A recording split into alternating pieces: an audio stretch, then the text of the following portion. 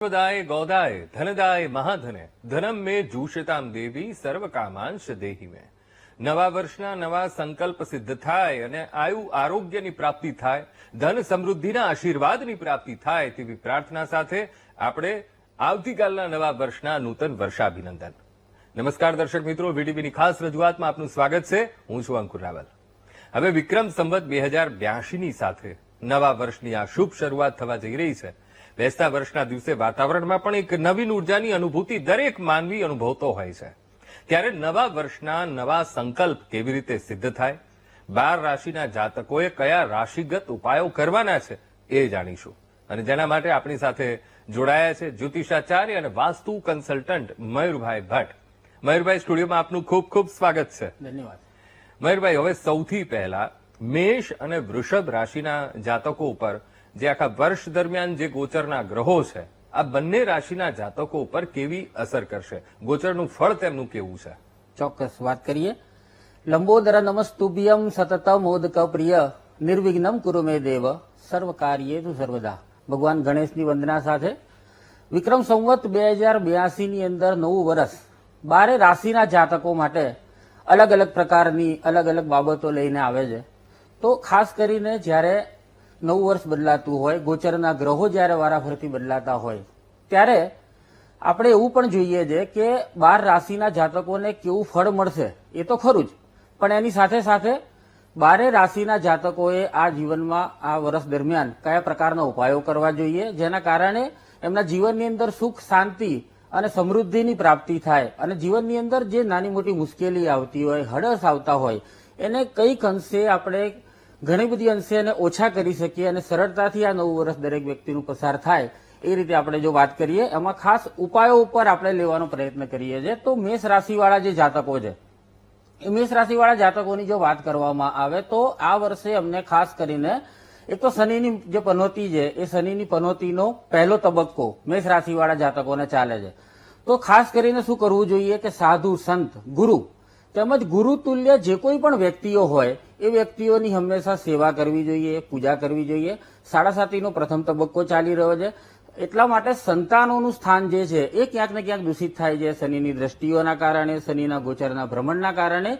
તો એટલા માટે સંતાનોથી ક્યાંક પીડા અથવા તો તકલીફ રહે તેવી પણ શક્યતાઓ મેષ રાશિના જાતકો માટે બની રહી છે. આર્થિક તંગીનું જો નિવારણ કરવું હોય તો મેષ રાશિના જાતકો માટે શનિને લગતી જે કોઈ પણ વસ્તુઓ છે એ વસ્તુઓનું દાન કરવું જોઈએ. શનિને લગતી વસ્તુઓ જે છે એમાં ખાસ કરીને અડદની દાળ છે, અડદ છે, આખા અડદ છે, અથવા તો લોખંડની વસ્તુઓ છે, આ પ્રકારની જે વસ્તુઓ છે એ પ્રકારનું દાન કરવાથી શનિ જેટલો શાંત રહેશે કુંડળીની અંદર, કારણ કે 7.5નો પ્રથમ તબક્કો છે અને પ્રથમ તબક્કો માણસને 7.5 જયારે શરૂ થાય છે ત્યારે શનિ મહારાજ ક્યાંક ને ક્યાંક તપાવવાની શરૂઆત કરતા હોય છે વ્યક્તિને. તો એ તબક્કાની અંદર જો શનિને લગતી બાબતો છે એની અંદર જ કદાચ વિશિષ્ટ પ્રકારે જો ધ્યાન રાખશો તો હું માનું છું ત્યાં સુધી મેષ રાશિવાળા જે માણસો છે એમનું આ વર્ષ ખૂબ સારું રહે તેવી શક્યતાઓ બની રહી છે.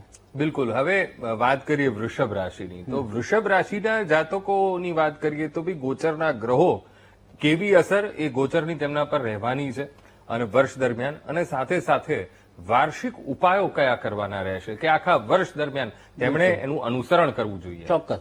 વૃષભ રાશિના વાત કરીએ તો વૃષભ રાશિ જેના નામાક્ષર બ, વ અને ઉ આવે છે, ઘણી વખત ઉપાયોની અંદર કેવું હોય છે કે એક ઉપાય એવું હોય છે કે જન્મના ગ્રહોથી જ, એટલે કુંડળીની અંદર તમારી જન્મની જે સ્થિતિઓ બને છે તો એ જો મજબૂત હશે તો ગોચરના ગ્રહો જે આવીને જતા રહેશે પણ તમને એની વધારે સારી ખરાબ અસરોની અનુભૂતિ નહીં થાય. એટલા માટે વૃષભ રાશિવાળા જાતકો માટે હંમેશા ચાંદી એ શ્રેષ્ઠ ધાતુ છે, કારણ કે શુક્ર સાથે પણ એનો સંબંધ છે અને મિત્ર ગ્રહ છે.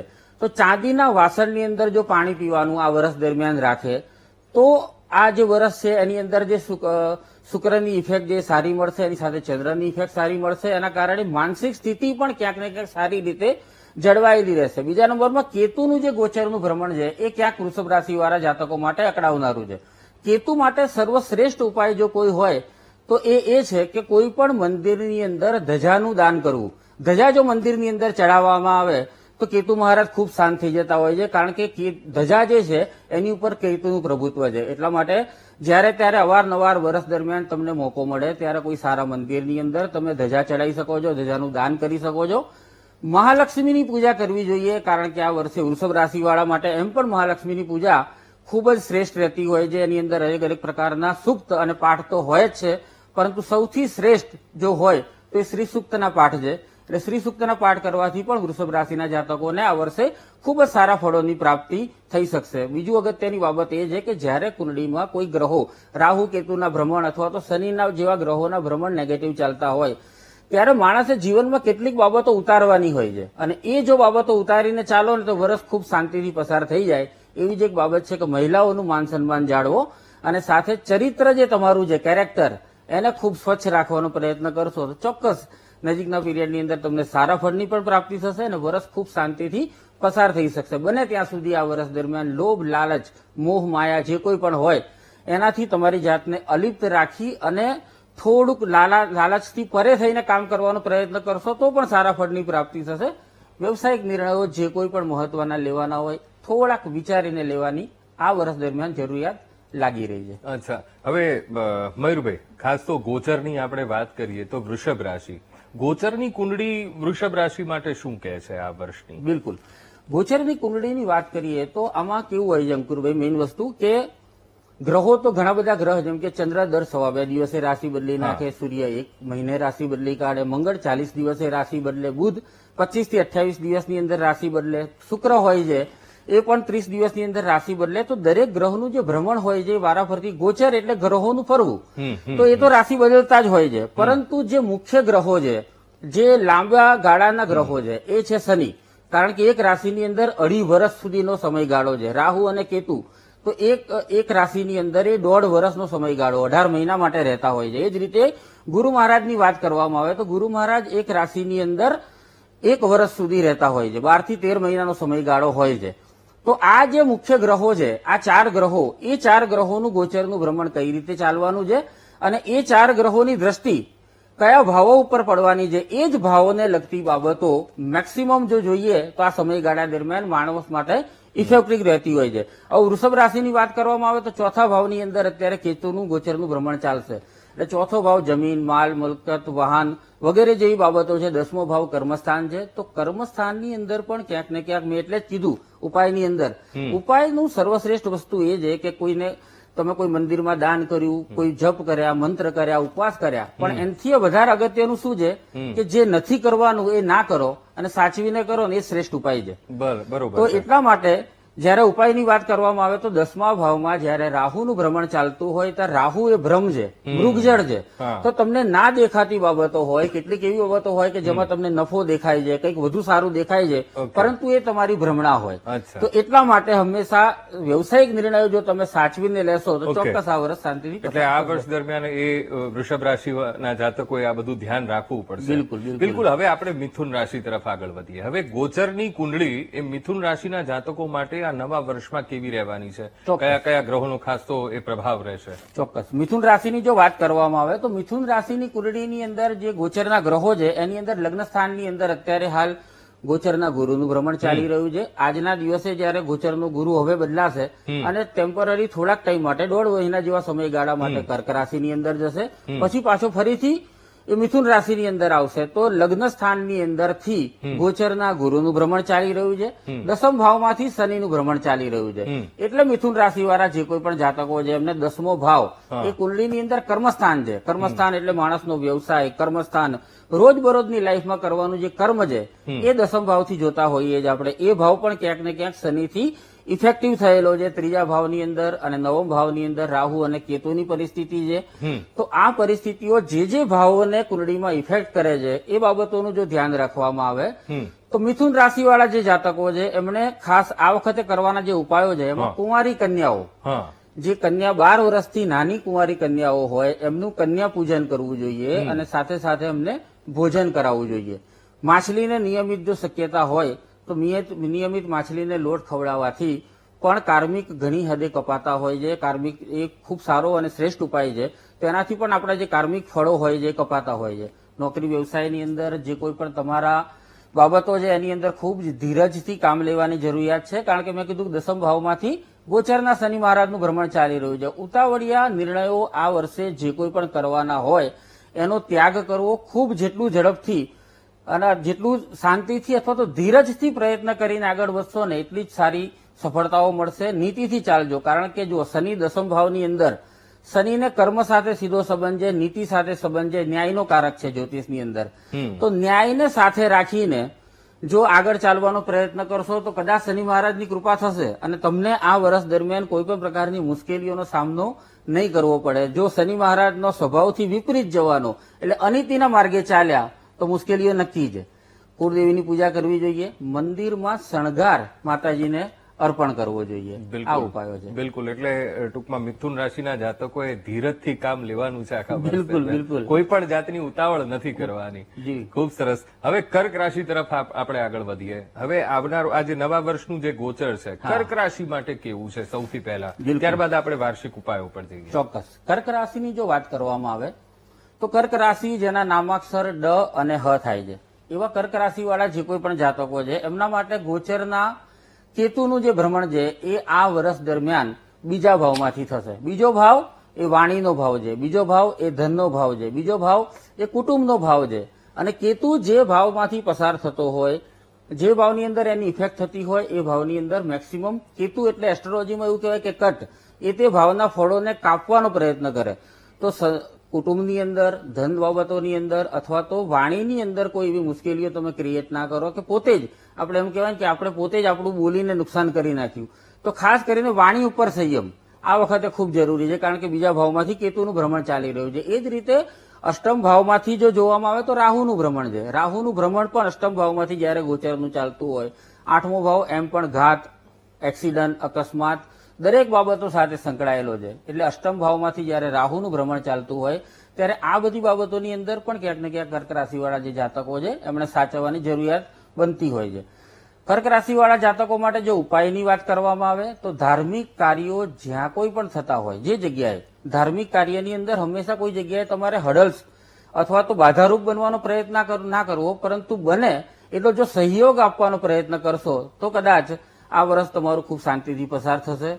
બીમાર વ્યક્તિઓ જે કોઈ પણ હોય એવા બીમાર વ્યક્તિઓને આપણી યથાશક્તિથી દવાના ખર્ચની અંદર અથવા તો કોઈ ગરીબ બીમાર વ્યક્તિને જો દવાના ખર્ચમાં મદદ કરવામાં આવે તો પણ જે ગ્રહોનું નેગેટિવ ગોચર છે એ ક્યાંક ને ક્યાંક મુશ્કેલી તમારી ઓછી કરે એવી શક્યતા છે. દુર્ગા સપ્તશતીના પાઠ કરવા જોઈએ, ચંડીપાઠના પાઠ કરવા જોઈએ. ચંડીપાઠની અંદર 2 સૂક્ત જે મેઇન કીધેલા છે એટલે તંત્રોક્ત રાત્રિ સૂક્ત અને કુંજિકા સ્તોત્ર, એ બંનેનો પણ જો પાઠ કરવામાં આવે તો ખૂબ સારા ફળોની પ્રાપ્તિ થશે. ભગવાન વિષ્ણુની ઉપાસના કરો. એની સાથે સાથે એક રેશમી વસ્ત્રની અંદર તમારી યથાશક્તિ જે કોઈ પણ હોય એ પ્રમાણેની ચાંદી રેશમી વસ્ત્રની અંદર મૂકી લપેટી અને તમારી તિજોરીની અંદર મૂકી શકાય. એ કરવાથી પણ તમને સ્થિર લક્ષ્મીની પ્રાપ્તિ થશે. અને જમણા હાથની ત્રીજી આંગળીની અંદર જો શક્ય હોય તો ચાંદીની એક વીંટી ધારણ કરો. એનાથી પણ આ વર્ષે તમને સારા એવા ફળોની પ્રાપ્તિ થઈ શકે છે. બિલકુલ. ખૂબ સરસ ઉપાય તમે કર્ક રાશિના જાતકો માટે બતાવ્યા, કારણ કે બીજા ભાવમાં કેતુનું પરિભ્રમણ, અષ્ટમ ભાવમાં રાહુનું પરિભ્રમણ એટલે તો બરોબરની ભીંસ કર્ક રાશિના જાતકો માટે. પણ આ ઉપાયો કરવાથી ચોક્કસથી ભીંસમાંથી મુક્તિ મેળવી શકાય. હવે સિંહ રાશિ તરફ આપણે આગળ જઈએ. હવે આવનારા વર્ષનું જે આ નવા વર્ષનું ગોચર છે સિંહ રાશિ માટે કેવું છે સૌથી પહેલા તો? ચોક્કસ. સિંહ રાશિના જાતકો માટે વાત કરવામાં આવે તો સિંહ રાશિ મેં કીધું એ પ્રમાણે ગોચરના કેતુનું ભ્રમણ સિંહમાં ચાલી રહ્યું છે. એટલે લગ્ન સ્થાનની અંદર કેતુનું ભ્રમણ અને સપ્તમ ભાવની અંદર રાહુનું ભ્રમણ. સપ્તમ ભાવ એ લગ્ન જીવન છે, સપ્તમ ભાવ એ પાર્ટનરશિપ છે, સપ્તમ ભાવ એ જાહેર જીવન પણ છે.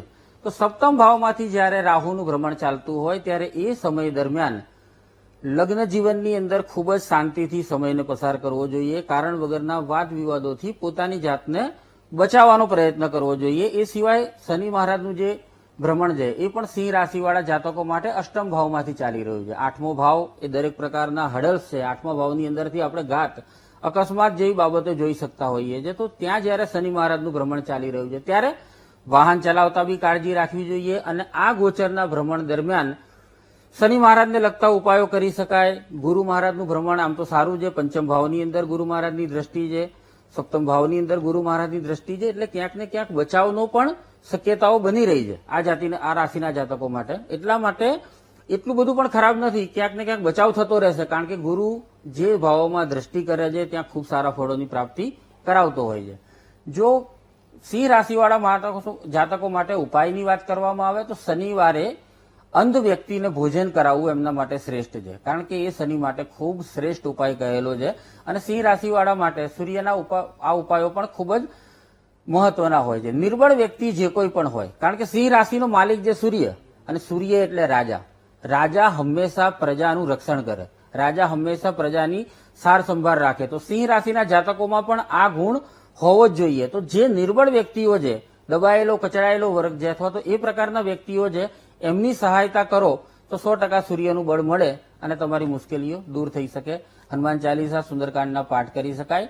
તેલનું દાન કરવું તમારા માટે ખૂબ યથાશક્તિ જરૂરી છે. મંદિરની અંદર તેલનું દાન કરી શકાય. કોઈ પ્રસંગોની અંદર, કોઈ ધાર્મિક સ્થળોની અંદર પણ જો તમારી શક્તિ હોય તો તમે તેલનું દાન કરી શકો છો. શ્રીફળનું દાન કરી શકાય. મંદિરની અંદર શ્રીફળ અવારનવાર મૂકવું જોઈએ. વર્ષ દરમિયાન પૂર્ણિમાએ, અમાવસ્યાએ, એવી જ્યારે તિથિઓ આવતી હોય કે કોઈ મહત્વના દિવસો આવતા હોય ત્યારે મંદિરની અંદર આખું શ્રીફળ અર્પણ કરવાથી પણ આ રાશિના જાતકોને ચોક્કસ સારા ફળની પ્રાપ્તિ થશે. બિલકુલ. હવે કન્યા રાશિની વાત કરીએ. ગોચરનું ફળ કેવું રહેવાનું છે અને સાથે સાથે રાશિગત ઉપાયો પણ જણાવો. ચોક્કસ.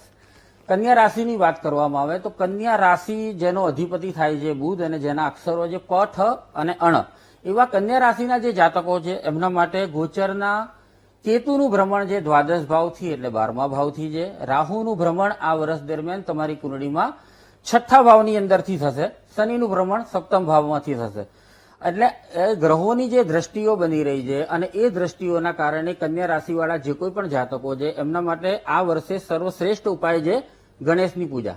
ભગવાન ગણેશની ઉપાસના તમને ખૂબ જ સારા અને શ્રેષ્ઠ ફળોની પ્રાપ્તિ કરાવશે. અથર્વશીર્ષનો પાઠ કરી શકાય. સંકટનાશન સ્તોત્ર જે હોય છે એનો પણ પાઠ નિયમિત કરવાથી તમને ખૂબ સારા ફળોની પ્રાપ્તિ આ વર્ષ દરમિયાન થઈ શકશે. કન્યા રાશિવાળા જાતકો જે રાશિ અધિપતિ બુધ થાય છે, બુધ જ્યારે રાશિ અધિપતિ થતો હોય અને ગોચરના ગ્રહોનું જ્યારે તમારી કુંડળીમાં ક્યાંક ને ક્યાંક ડિસ્ટર્બન્સ થતું હોય ત્યારે બુધ એ નૈસર્ગિક કુંડળીમાં કાળપુરુષની વાણી કહી છે, એટલે વાણીનો કારક બુધ છે. તો વાણી ઉપર સંયમ અને જ્યાં જેટલું બોલવાની જરૂરિયાત લાગે છે એ પ્રમાણે જ જો વાણીમાં સંયમ રાખીને આગળ વધો ચોક્કસ તમને સારા ફળોની પ્રાપ્તિ થાય જ. બિલકુલ. હવે રાશિગત ઉપાયો ઉપર આપણે જઈએ કે ભાઈ કન્યા રાશિના જાતકો છે તો રાશિગત કયા ઉપાયો કરવાના રહેશે? ચોક્કસ. મેં કીધું એ પ્રમાણે એમના માટે ગણેશની ઉપાસના તો શ્રેષ્ઠ છે. સંકટનાશન સ્તોત્રનો પાઠ કરવો જોઈએ. જે રીતે 12મા ભાવનો અધિપતિ સૂર્ય બને છે એ રીતે ગોળનું દાન કરવું તમારા માટે આ વર્ષ દરમિયાન ખૂબ સારું રહેશે. એટલે મંદિરમાં અવારનવાર રવિવારના દિવસે અથવા તો કોઈ ખાસ પર્વના તિથિના દિવસે તમે મંદિરની અંદર ગોળનું દાન કરો તો પણ ખૂબ સારા ફળની પ્રાપ્તિ થઈ શકશે. પૂર્ણિમાએ કુળદેવીને શણગાર અર્પણ કરવાથી પણ સારા ફળની પ્રાપ્તિ થઈ શકશે. હંમેશા તમારા માટે આ વર્ષ દરમિયાન એક વસ્તુ ખૂબ અગત્યની છે કે લાગણીઓથી નિર્ણય ના લેતા બુદ્ધિથી જ નિર્ણય લેવાનો છે. જ્યાં તમારી બુદ્ધિ ઉપર લાગણી હાવી થવાનો પ્રયત્ન કરશે ત્યાં તમારા નિર્ણયો ખોટા સાબિત થશે. બિલકુલ. મેષથી લઈને કન્યા સુધીના જાતકોને ખૂબ સરસ મજાના ઉપાય બતાવ્યા છે અને ચોક્કસથી આ નવા વર્ષમાં ઉપાયો તેમને ખૂબ કારગત સાબિત થશે. દર્શક મિત્રો, હવે આગળ આપણે તુલાથી લઈને મીન રાશિના જાતકોનું પણ આ આવનારું વર્ષ કેવું રહેવાનું છે ને સાથોસાથ કયા ઉપાયો કરવાના છે એ પણ જાણીશું. પણ આપણી સાથે સ્ટુડિયોમાં જોડાયા છે જ્યોતિષાચાર્ય અને વાસ્તુ કન્સલ્ટન્ટ મયુરભાઈ ભટ્ટ. મયુરભાઈ, ફરી એકવાર સ્ટુડિયોમાં ખૂબ ખૂબ આપનું સ્વાગત છે. ધન્યવાદ. મયુરભાઈ, હવે તુલા રાશિના જાતકોએ આ વાર્ષિક રાશિગત ઉપાયો કયા કરવાના છે એ જણાવશો. ચોક્કસ. તુલા રાશિના જાતકો માટે જો વાત કરવામાં આવે તો તુલાનો અર્થ થાય છે ત્રાજવું, એટલે ત્રાજવું હંમેશા બેલેન્સ ચાલે. એ રીતે તુલા રાશિના જાતકોએ આ વર્ષ દરમિયાન એમનું જે સ્ટેજ છે એ બેલેન્સ રાખવાની જરૂરિયાત છે. ગૌ પૂજન કરવું જોઈએ, ગાયની સેવા કરવી જોઈએ. દર મહિનાની અમાવસ્યાએ પીપળા દીવો કરવો ખૂબ જરૂરી છે. તલના તેલનો દીવો કરી શકાય. ધાર્મિક યાત્રાઓ આ વર્ષે તમે કરશો તો કદાચ વધારે સારા ફળોની પ્રાપ્તિ થશે, કારણ કે ધાર્મિક યાત્રા કરવાથી ગુરુનું બળ મળતું હોય છે, જે તમારા માટે ખૂબ જરૂરી છે. તાંબાની વસ્તુઓનું દાન પણ કરી શકો છો. શુક્રવારે નાના બાળકોને સફેદ મીઠાઈ વેચી શકો છો. આ પ્રકારના ઉપાય કરવાથી તુલા રાશિવાળાઓને ચોક્કસ આ વર્ષ દરમિયાન સારા ફળની પ્રાપ્તિ થશે. બિલકુલ. હવે મયુરભાઈ, નવા વર્ષના નવા સંકલ્પ, તો વૃશ્ચિક રાશિના જાતકો માટે આ નવા વર્ષના નવા સંકલ્પને સિદ્ધ કરવા માટે કયા ઉપાયો કરવાના રહેશે? ચોક્કસ. વાત કરીએ વૃશ્ચિક રાશિની. વૃશ્ચિક રાશિ જેના નામાક્ષર ન અને ય આવે છે અને માલિક થાય છે મંગળ. હનુમાનજીની પૂજા તમારા માટે શ્રેષ્ઠ સાબિત થશે.